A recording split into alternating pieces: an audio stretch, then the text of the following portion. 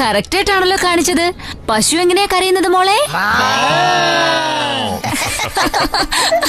നമ്മൾ അവിടെ പോയി എത്തുന്നത് വരെ നിങ്ങൾ ഇങ്ങനെ ബഹളം ഉണ്ടാക്കുമെന്ന് എനിക്കറിയാം. അതുകൊണ്ടാണ് ഞാൻ ഈ ബാക്ക് സീറ്റിലിരുന്നേ.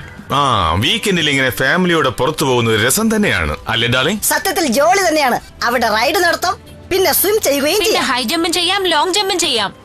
നിങ്ങൾ എന്ത് ജമ്പോ ചെയ്യ്, എനിക്ക് ഇവിടെ നിന്ന് ജമ്പ് ചെയ്താൽ മതിയായിരുന്നു. ഓ സോറി ഫ്രണ്ട്സ്, നമ്മളെ മീൻ പിടിക്കും അല്ലേ? അപ്പൊ ഞാൻ പറഞ്ഞതിന് എന്നോട് നിങ്ങൾ ക്ഷമിക്കണം.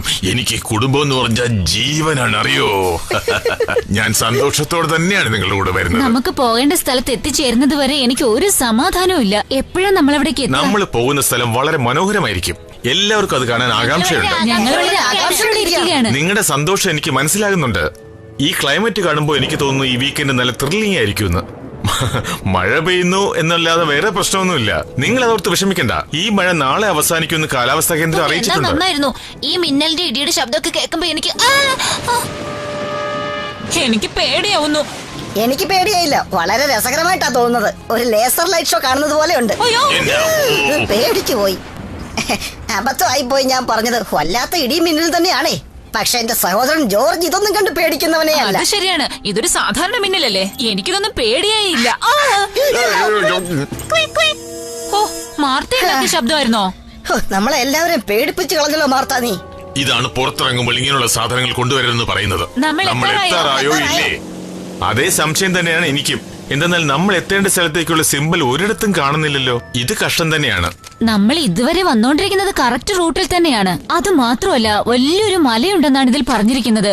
പക്ഷേ ഇവിടെ ഇപ്പൊ പാറകൾ മാത്രമല്ലേ കാണുന്നുള്ളൂ, മറ്റൊന്നും കണ്ടില്ലല്ലോ ഇതുവരെ. അങ്ങനെയാണെങ്കിൽ നമുക്ക് തിരിച്ച് വീട്ടിൽ പോയി എല്ലാവർക്കും ആഹാരം കഴിക്കാം. കാണുന്നില്ലേ, അത് തന്നെയായിരിക്കും. ഓ, എത്തിയോ? നമ്മൾ എത്തിക്കഴിഞ്ഞു. ഇത് കാണുമ്പോൾ നമുക്ക് പേടിയാവുന്നുണ്ടല്ലേ? പാഴടഞ്ഞ ഒരു ബംഗ്ലാവ് പോലെ തോന്നുന്നു. നോക്കൂ കുഞ്ഞുങ്ങളെ, നിങ്ങൾ വിചാരിക്കുന്ന പോലെ പ്രേതം ഭൂതം അങ്ങനെ ഒന്നും തന്നെ ഇല്ല. മനസ്സിലായോ? എനിക്കത് നന്നായിട്ട് അറിയാലോ. ഓ,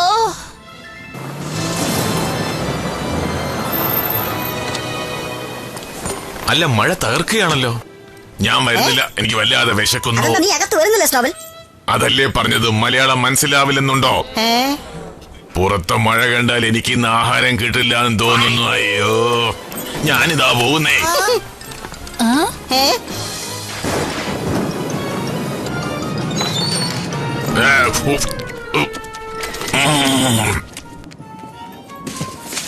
വാ,